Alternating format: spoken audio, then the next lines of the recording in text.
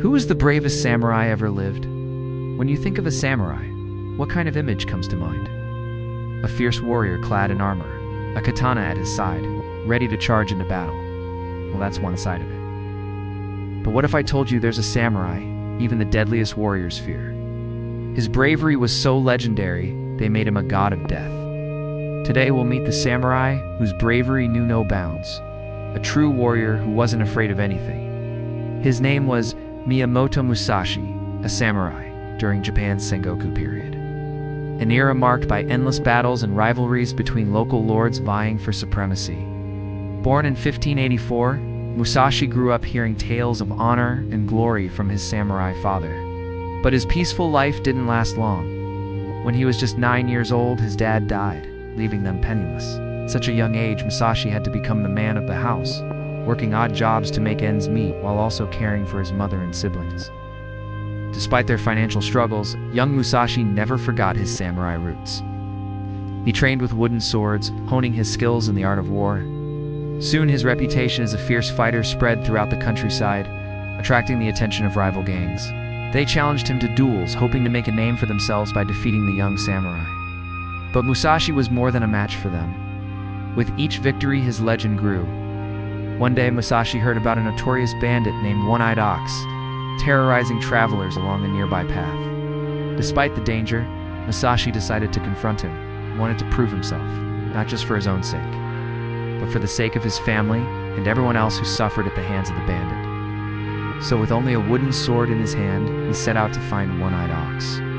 After a long search, Musashi finally spotted the bandit and his gang ambushing a group of villagers.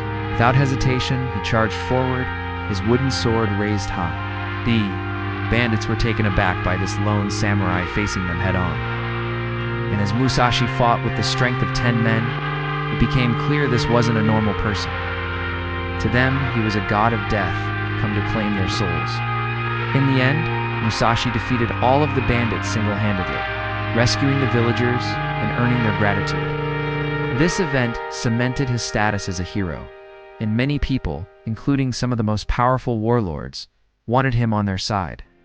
But Musashi wasn't interested in serving anyone. He wanted to be free to roam the land and test his skills against worthy opponents.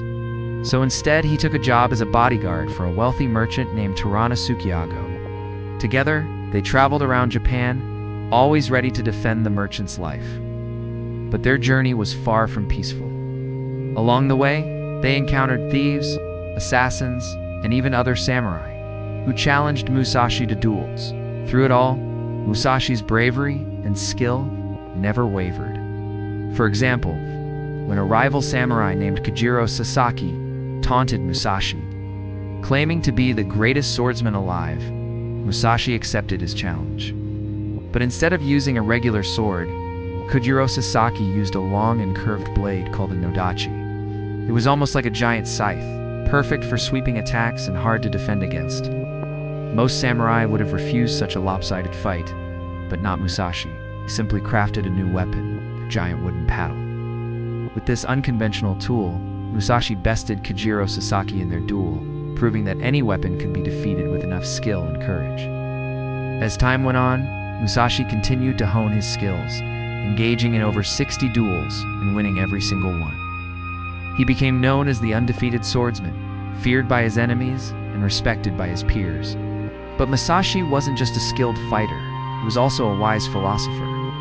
After retiring from battle, he spent his time teaching others the ways of the samurai and writing down his thoughts on life, death, and everything in between. He believed in living each day to the fullest, embracing challenges and always striving for self-improvement. Miyamoto Musashi may have been just a pauper's son, but he became a legendary samurai who wasn't afraid of anything. In fact, he embraced challenges head-on and always sought to improve himself. So the next time you hear the word samurai, remember the story of Miyamoto Musashi, the brave warrior who wasn't afraid of anything. Now it's time for you to tell us which samurai you admire the most. If you want to hear more amazing stories about legendary samurai, please stay tuned. Then we have many more videos where we explore their world.